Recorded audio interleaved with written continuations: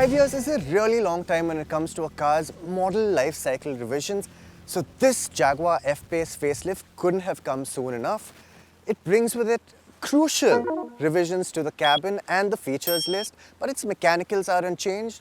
And that makes me wonder, is this the F-Pace that should have been all along?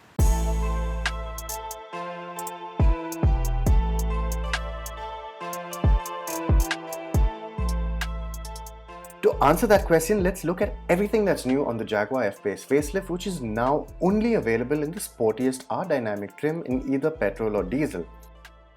Starting off with the exteriors, the hood is new and extends down to the grille instead of breaking at the large front clip the F-Pace had before, which does clean up the shut lines. But the J-Blade LED daytime running light signature and quad LED headlights with adaptive high beam tech are more appreciable with a cleaner bumper design to go with it. At the rear, the F-Pace loses its signature half-moon taillight cutouts, which I'm personally saddened by, but it does get the LED signature from the I-Pace, so at least it's tying into future Jags. But that's not what made us ask that all-important question earlier.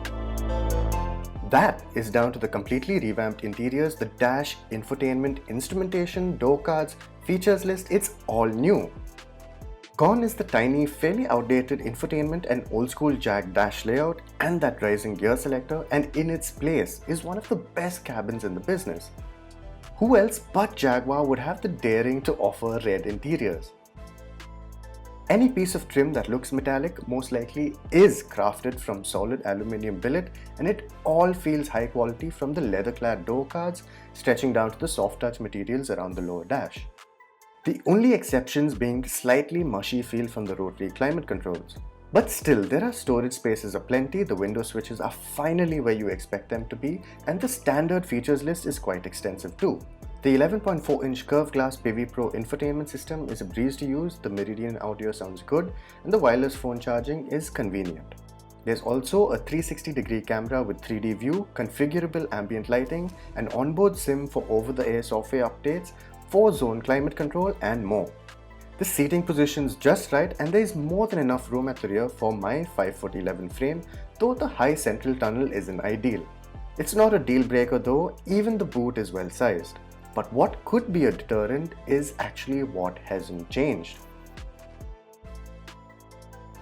Now, this being a facelift, Jaguar hasn't messed around with the mechanicals of this car. So you still get an option of a 2-liter inline 4-cylinder petrol or diesel. They're both Ingenium engines, and the diesel is a little cleaner this time around. But what we're driving is the petrol. It's got 250 PS of power and 364 Newton meters of torque, all channeling to all 4 wheels via an 8-speed automatic. If you're thinking those figures sound just about adequate for an SUV of the F-Pace's size, that's pretty much what it feels like from behind the wheel. We do wish that the F-Pace got some of the larger engines in the JLR lineup, but I'm guessing Jaguar wants you to upgrade to the SVR for that.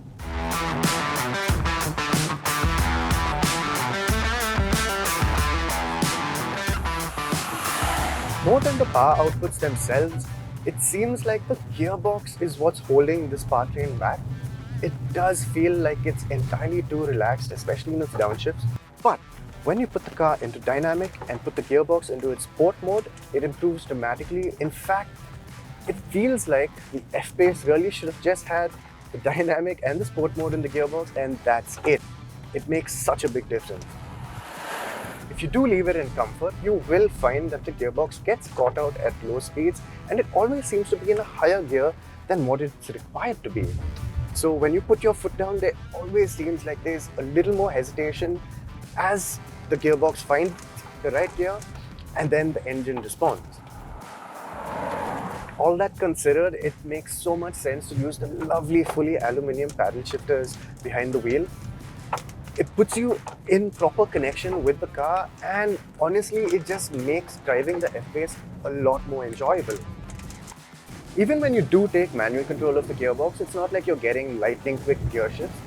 They're acceptably quick on the way up, but you do sense a little hesitation when you're downshifting. Now, this 4-cylinder petrol does sound pretty good, but a lot of it is piped in through the speakers. It doesn't sound as nice outside the car. But character of this engine is such that it doesn't really feel like it wants to be revved above 4,500 RPM, and with peak power coming in at about 5,500 RPM, you do feel a little shortchanged towards the top of the rev band. In the city, if you're in dynamic and you're in sport mode in the gearbox, this petrol actually feels very responsive.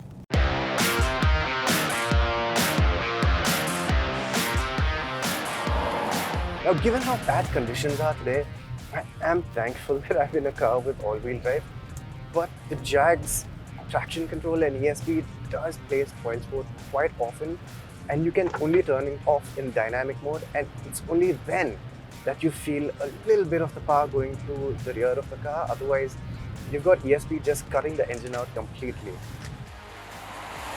For people who like their large SUVs to drive like small SUVs, well, the F-Pace isn't really for you.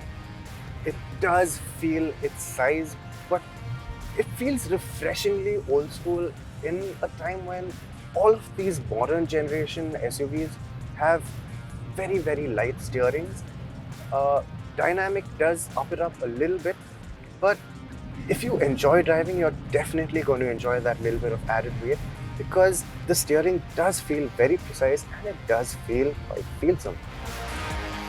One of the greatest strengths of the F-Pace all these years later, and actually in stark contrast to when it actually first came out, is the ride quality, because it feels very well judged even though it's riding on 19-inch wheels.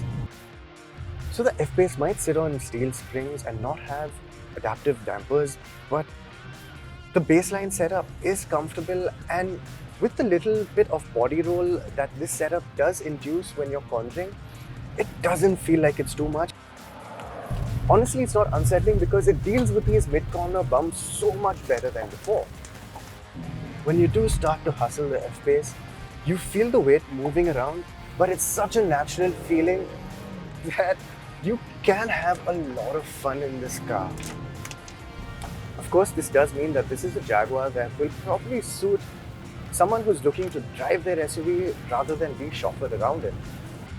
Even the brakes feel beautifully judged, and when you're dropping anchor, you know exactly how much braking force you're going to get every single time.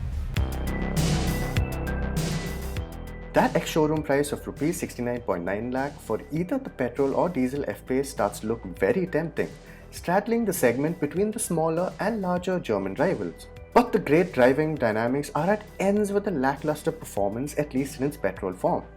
However, now that the rest of the package has caught up, the F-Pace is perhaps the most convincing buy it's ever been, even in the face of modern rivals. And if you value the exclusivity that comes with the Jaguar badge, the F-Pace could be the mid-size luxury SUV for you.